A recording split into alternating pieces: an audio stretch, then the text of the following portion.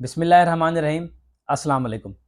जैसा कि इंसानी जिस्म के लिए दिल, दिमाग और गुर्दे बहुत इंपॉर्टेंट हैं, इसी तरीके से जिगर भी इंसान के लिए बहुत इंपॉर्टेंट है और इन सब को वाइटल आर्गन कहा जाता है। और बड़ा अनफॉर्चुनेट है कि पाकिस्तान में जिगर की बीमारियां बहुत कॉमन है और एक रिसर्च के मुताबिक पाकिस्तान हेपेटाइटिस सी में दुनिया में दूसरे नंबर पे और पाकिस्तान का हर 20वां शख्स, मकसद ये कि हर 20 में से एक शख्स किसी वजह से जिगर की बीमारी का शिकार है। और अगर बात की जाए कि इनके काजेज़ कौन से हैं, वैसे तो बहुत ज़्यादा काजेज़ हैं जिगर की बीमारियों के, लेकिन कुछ काजेज़ ऐसे हैं जो हमारे मुल्क में बहुत कॉमन है। पहले नंबर पे अगर बात की जाए तो उसमें हेपेटाइटिस ए, हेपेटाइटिस बी और हेपेटाइटिस सी। और अगर दूसरे नंबर पे बात की जाए, हम अपने लीवर को खुद ही डैमेज करते हैं शराब की शक्ल में, शराब पी के। दूसरा ये है कि चर्बी वाला खाना और आयल इस्तेमाल करके। आपने एक लफ्ज़ सुना होगा फैटी लिवर। फैटी लिवर इसलिए इस्तेमाल किया गया है कि हमारे जिगर के ऊपर चर्बी आ जाती है।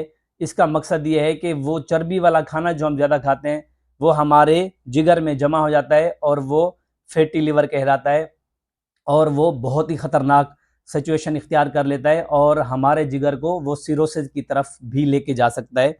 और तीसरे नंबर पे अगर बात की जाए तो कुछ जेनेटिक डिजीज़ हैं, वो भी आपको जिगर की बीमारियों से लायक करती हैं। और चौथे नंबर के ऊपर मैलिग्नेंसी या जो कैंसर है।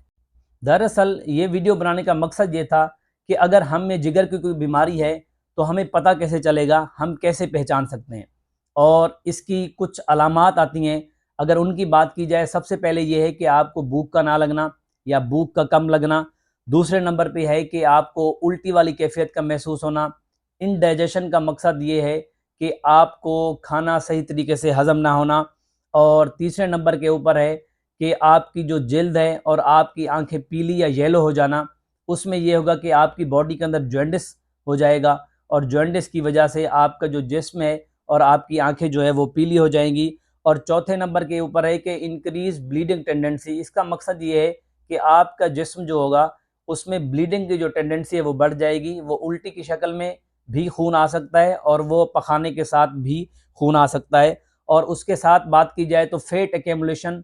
इसका मकसद ये है कि आपका पेट बढ़ जाएगा और आपके पेट में जो है ना चर्बी जमा हो जाएगी और उसके साथ साथ आपके फेस के ऊपर और आपकी टांगों के ऊपर स्वेलिंग हो जाएगी, सूजन हो जाएगी।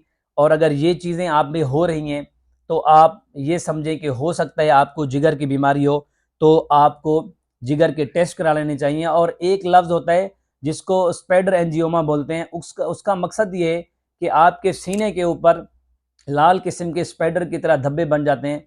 अगर खुदा ना खास्ता ये चीज़ें या ये अलामात आप में आ रही हैं तो आपको सिंपल से टेस्ट हैं वो करा लेने चाहिए।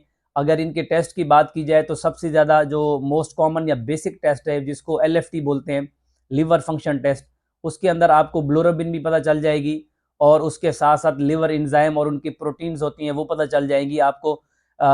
इसमें डायग्नोस करने में मदद मिलेगी खुदा ना खास्ता आपको जिगर की बीमारी है या नहीं। और उसके अलावा अल्ट्रासाउंड करवा सकते हैं, CT स्कैन करवा सकते हैं। अच्छा, एक चीज़ और भी इसमें शामिल है जो आपको जिगर की बीमारी करवा सकता है।